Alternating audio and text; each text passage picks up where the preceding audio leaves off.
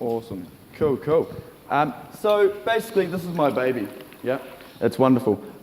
She's 48 months old, 36 months registered, and just I adore her, right?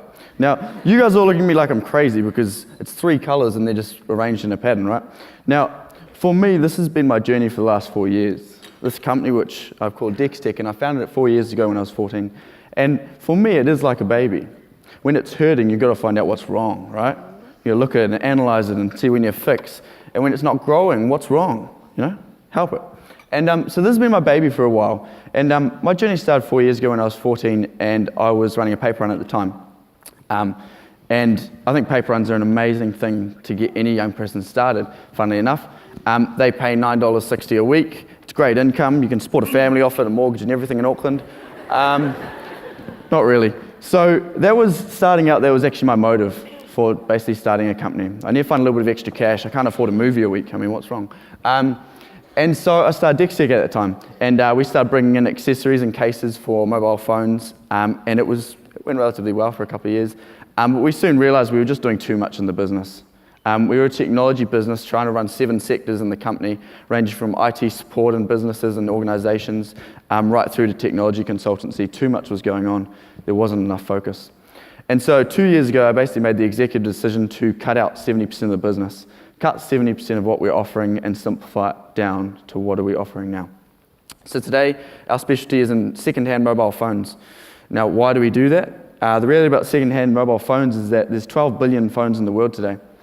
And all of you are going to sit there who are mathematicians and think, well, there's 7 billion people. It's 12 billion phones and 3 billion smartphones are in use, right? So we have 9 billion smartphones in the world today that are either sitting around, not in use, sitting in a warehouse in the US, and are just basically becoming e-waste. So I discovered this 2 years ago when I was walking through a warehouse in California with 120,000 phones sitting there. And to me, this was just a realization. We've got to simplify, just do this. And so this is what we do now. We just do second-hand mobile phones, and that's simplicity for us. Simplicity, do it really well, and don't stop being good from becoming great. Simplify what you're doing. And so the journey started, and this was it, right? It's a scary website.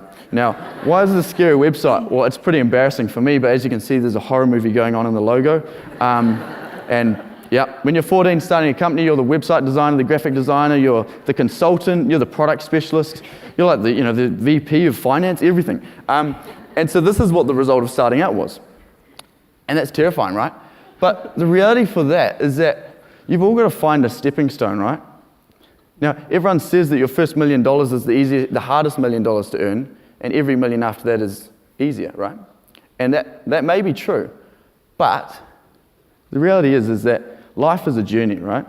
Life needs to be taken one step at a time, one in front of the other, stepping upon what you've already done and learnt. And for me, this was that first stepping stone. And the hardest stepping stone is the first one. Changing from a life of complacency and happiness just upon what you're doing, and changing to a life of fulfillment, choosing to make a change, right? To making that obvious decision to find your fulfillment. Where do you lie? Where's your purpose? And that's a hard step to make. And what I can tell you is it's the easiest when you're young. It's easiest when you're young. You most likely won't have huge financial responsibilities like your parents may have. You probably won't have a mortgage, hopefully, if you're 14.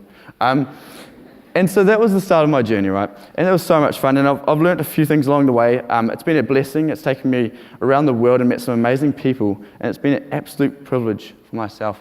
But it's only been because of what other people have done for me as well. And so along that way, I've found that there's a lot you can't learn in a formal education setting. There's a lot.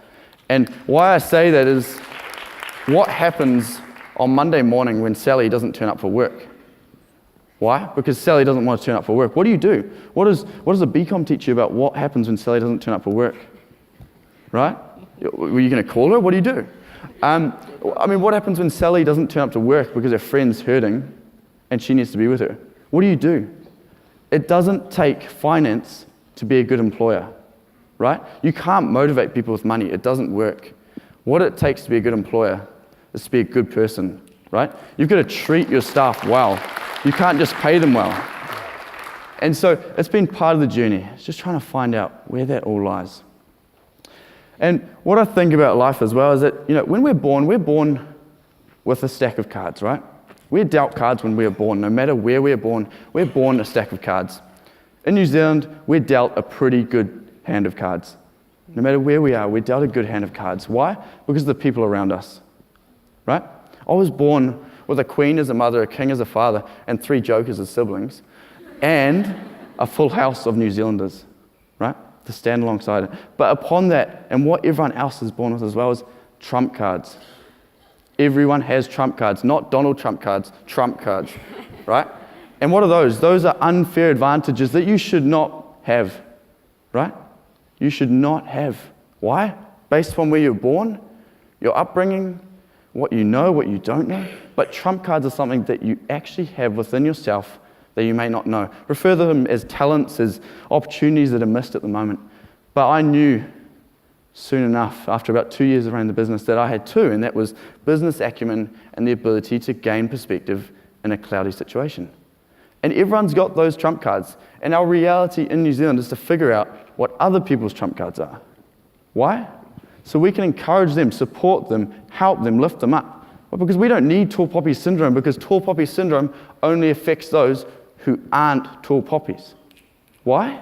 Because a tall poppy is not going to care if they're getting hated on, because there's a reason they're getting hated on.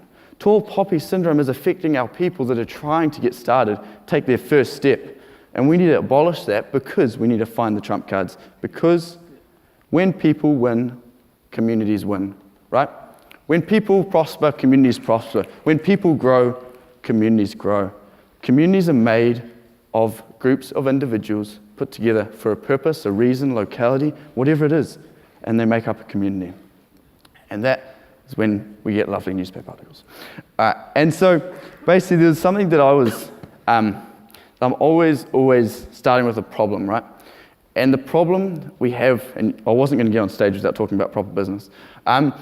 And so the problem we have is that we have false validating ourselves. What does that mean? That we have a lot of entrepreneurs, myself included for a large part of my life, is we walk into a pitch panel of investors and we are validated by the Jobs movie, right? It's lovely. And we're most likely dressed like this. I know it's a little bit judgmental, don't offend anyone. And we'll walk in and we'll say, we're the Uber of solving homelessness. Yep. And then we don't have a business model yet, but let's tell us about your vision to change the world. And marketing, well, we've got a free website made on Wix. And the reality is that, your Uber of solving homelessness that's going to change the world, that's got a Wix website, it needs a solid business model, or a model of a social enterprise behind it to get some traction.